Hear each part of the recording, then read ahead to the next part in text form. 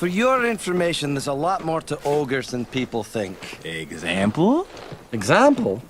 Okay, ogres are like Mechs.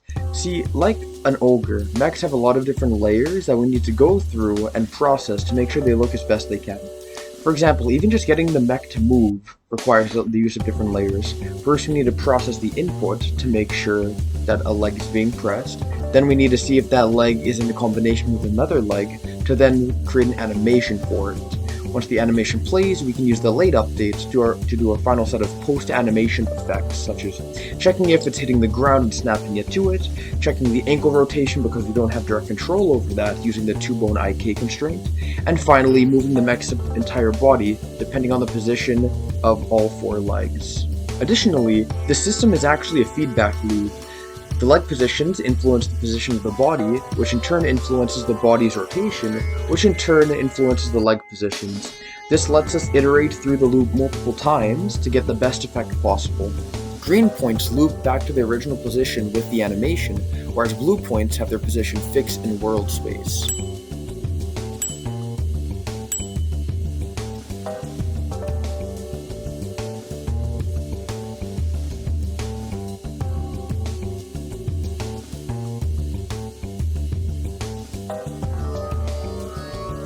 These 2 types of target points allow us to travel over different types of terrain, even though we're using pre-recorded animations. This lets us edit the animations a lot easier to get the leg movement that we want. The mech can even strafe diagonally and be put in reverse mode to move backwards, although the Y rotation for the mech turning has not been completed yet. Guns are pretty fun, right? So we took inspiration from real life and have recoil affect the mech heavily when it fires. Firing the gun makes the mech skid backwards in the opposite direction. However, you can brace the legs in the skid direction in order to make sure you don't go as far. This works for all 4 directions of the mech.